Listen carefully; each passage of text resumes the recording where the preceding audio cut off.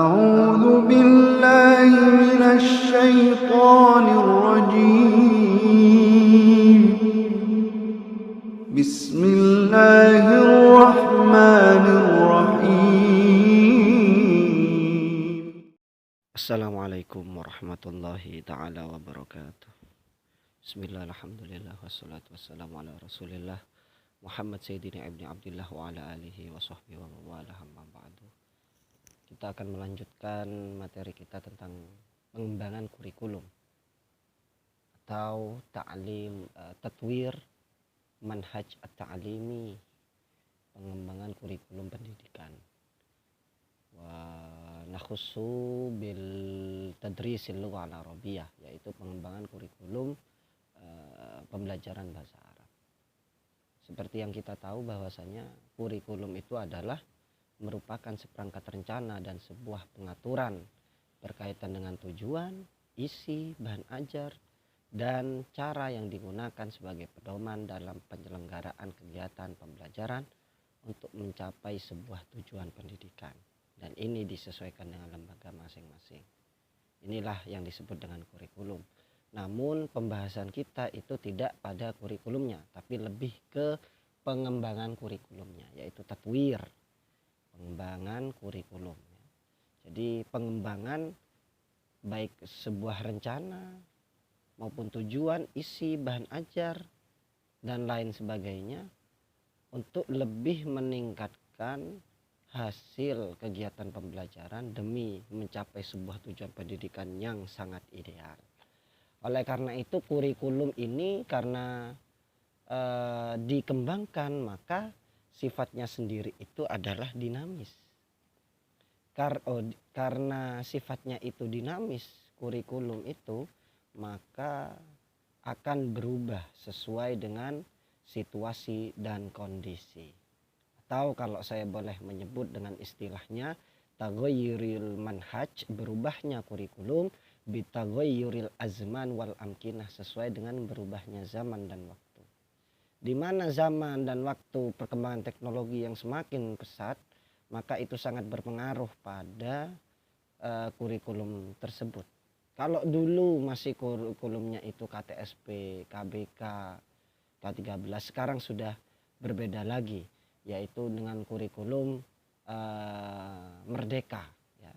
Sekolah merdeka, kampus merdeka sekarang istilahnya, yang lebih menekankan bahwasanya dalam satu pembelajaran murid itu bebas untuk memilih pelajaran yang disukai. Ini hampir mirip seperti pembelajaran yang ada di luar. Misalnya saya beri contoh di Finlandia, sekolahnya hanya 4 jam satu hari, dan itu pun hanya Senin sampai Kamis. Tapi hasilnya sangat luar biasa sekali. Oleh karena itu kurikulum ini di dalam pengembangannya banyak sekali hal-hal yang harus diperhatikan agar kurikulum itu bisa efektif dalam penggunaan. Sebenarnya kurikulum itu disesuaikan dengan tempatnya, karena sifatnya dinamis. Sementara yang ada di negara kita itu kurikulum yang ada di Jakarta ini dipukul rata se-Indonesia. Akhirnya ya hasil seperti ini. Sebenarnya yang bagus itu disesuaikan dengan wilayah masing-masing dan lembaga masing-masing, karena yang paling tahu keadaan murid-muridnya, siswa-siswanya, mahasiswanya adalah lembaga itu sendiri. Oleh karena itu sebenarnya yang paling bagus kurikulum itu disesuaikan dengan tempatnya masing-masing. Kemudian juga kurikulum itu sendiri karena sifatnya dinamis juga sangat berpengaruh dengan kemajuan teknologi. Tidak mungkin sekarang sudah mulai pembelajaran UTBK misalnya, sudah banyak menggunakan teknologi, banyak pembelajaran di rumah. Tapi sekolah-sekolah yang masih belum menjangkau ke teknologi yang menyediakan di sekolahannya atau di lembaganya, makanya tidak mungkin juga untuk dilaksanakan. Maka harus menyesuaikan dengan kurikulum yang ada. Oleh karena itu kita di dalam pengembangan kurikulum harus tahu dimensi-dimensinya, agar sebelum mengembangkan kurikulum kita tahu dimensi fungsi dari kurikulum itu sendiri. Yang pertama, kurikulum itu sebagai suatu ide. Ide itu bisa juga disebut dengan konsep. Jadi kurikulum ini karena sifatnya dinamis, maka selalu berubah-ubah sesuai dengan zaman dan kebutuhan peserta didik. Kalau dulu peserta didik tidak diwajibkan harus mengetahui kemajuan teknologi, tapi kalau di kurikulum yang terbaru peserta didik harus mengetahui kemajuan teknologi dan harus bisa mendesain karena tuntutan zaman di era sekarang. Seperti itu.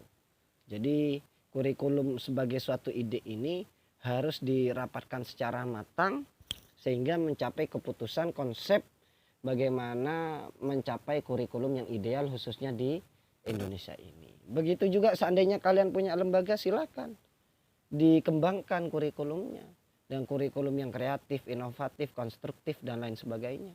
Sehingga dari isi, tujuan, materi, metode dan semuanya itu kurikulumnya jelas setelah dirapatkan bersama menyesuaikan dengan situasi dan kondisi peserta didik yang ada di lembaga masing-masing. Jadi harus dikonsepkan dulu, dipikirkan secara matang dulu. Itulah kurikulum ya, dimensi yang pertama. Jadi langkah-langkahnya pertama harus dikonsepkan. Kemudian yang kedua, kurikulum itu sebagai suatu rencana yang tulis. Setelah mengkonsepkan apa yang sudah direncanakan pada tahapan ide dari setiap pakar-pakarnya, misalnya kalau di lembaga kita misalnya mengumpulkan seluruh guru-guru, waka maupun kepala, kemudian merancang satu konsep kurikulum yang bagus, maka setelah itu harus ditulis. Karena kalau tidak tertulis, apa artinya dari suatu konsep tersebut? Sehingga ketika nanti sudah ditulis, dituangkan dalam sebuah tulisan dokumentasi, maka ini sudah mulai menemukan titik temu seperti itu. Tidak berhenti ditulis, maka dimensi yang kedua kurikulum itu sebagai suatu kegiatan. Kurikulum setelah dikonsepkan, setelah ditulis, maka juga wajib dilaksanakan. Karena kalau tidak dilaksanakan, ya ini seperti yang dikatakan dalam kitab Ta'limut Ta'lim, al-ilmu bila amalin kasyajarati bila thamratin. Kalau tidak dikerjakan apa yang sudah dikonsepkan, maka seperti pohon yang tidak ada buahnya, kan percuma ya. Laisa fiha faedah, sudah dikonsepkan, sudah ditulis tapi tidak dikerjakan, wah ini kan percuma. Seperti itu. Makanya kurikulum di dimensi ketiga ini, kurikulum itu sebagai suatu kegiatan ya. Jadi harus dilaksanakan apa yang sudah dikonsepkan dan yang ditulis. Inilah yang disebut dengan real kurikulum ya. Bukan unreal kurikulum. Jadi benar-benar nyata kurikulum yang benar-benar dilakukan. Jadi peserta didik selain mengetahui kurikulum yang terbaru, juga merasakan apa itu kurikulum yang terbaru ya. Kalau kemarin itu kan banyak sekali sosialisasi K13. Kemudian guru ya harus mempraktekkan. Kalau tidak dipraktekkan, terus apa fungsinya adanya pelatihan guru-gurunya dan lain sebagainya.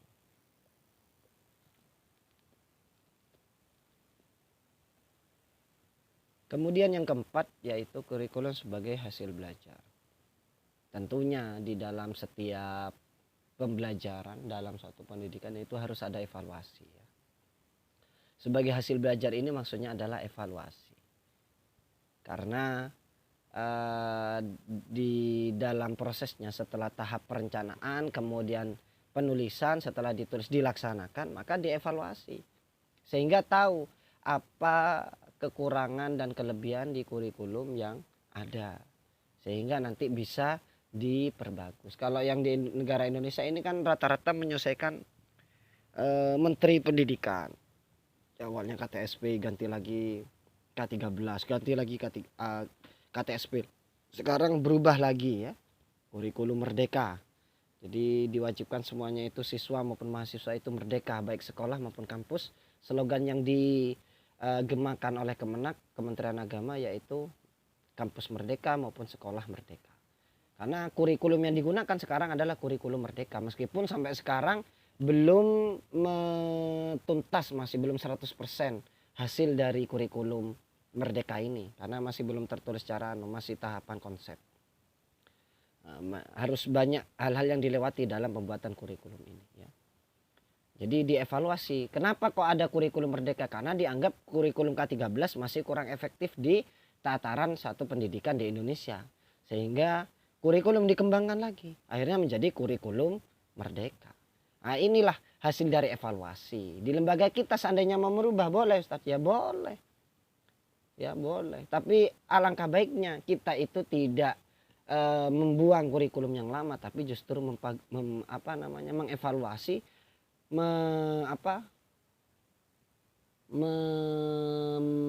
memperbaiki apa yang menjadi kekurangan dan menjaga kelebihannya. Jadi tetap dipertahankan. Wal akhdhu bil jadidil aslah, al muhafadzah al qadimis saleh wal akhdhu bil jadidil aslah. Mempertahankan yang lama, wal akhdhu bil jadidil aslah wal aslah. Mengambil sesuatu yang baru, yang lebih bagus lagi. Ya, jadi tetap tanpa membuang ya. Kasihan kalau dibuang. Itu ya, jadi kurikulum harus ada evaluasinya. Kurikulum sebagai hasil evaluasi belajar. Kemudian kelima, kurikulum sebagai suatu disiplin ilmu. Nah, ini kan kita tahu. Jadi kalau kurikulum itu sebagai disiplin ilmu, berarti kurikulum itu kan memiliki konsep, prinsip, prosedur, asumsi, teori dan lain sebagainya. Oleh karena itu kurikulum ini juga termasuk suatu disiplin ilmu. Makanya semua peserta didik ya, baik murid maupun mahasiswa ini harus tahu kurikulum yang terbaru, apa kurikulum yang digunakan di dalam pembelajaran. Jangan sampai muridnya tidak tahu karena gurunya tidak tahu. Kalian kan sebagian sudah ada yang mengajar. Dan itu pun sangat riskan sekali kalau kalian tidak tahu kurikulum yang terbaru. Nah, karena kurikulum sebagai suatu disiplin ilmu, maka ya harus tahu apa itu kurikulum terbaru ya, dan harus disampaikan ke semua peserta didik. Yang keenam, kurikulum sebagai suatu sistem ya. Yang terakhir, sistem ini kan berasal dari kata Latin sistema atau sustema Yunani ya, bahasa Yunani. Suatu kesatuan yang terdiri dari komponen atau elemen yang dihubungkan bersama untuk memudahkan aliran informasi, materi, energi untuk mencapai tujuan. Nah, sistem kurikulum sendiri ini merupakan bagian yang tidak bisa terpisahkan dari sistem pendidikan maupun di sekolah dan di kampus.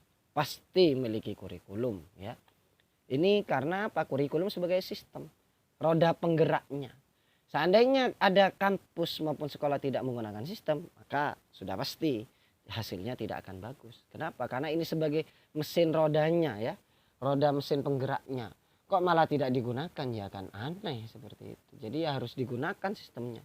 Kalau sudah digunakan, nanti dievaluasi bagaimana. Kalau masih bagus, ya dipertahankan dan diperbagusi lagi sehingga nanti mencapai hasil yang sangat maksimal seperti itu. Jadi itu tentang pengembangan kurikulum dan dimensinya kalian harus tahu semuanya, dan di resume ini tentang dimensi kurikulum. Semoga bermanfaat. Akhirul kalam, wallahul muwaffiq ila aqwamit thoriq. Wassalamualaikum warahmatullahi wabarakatuh.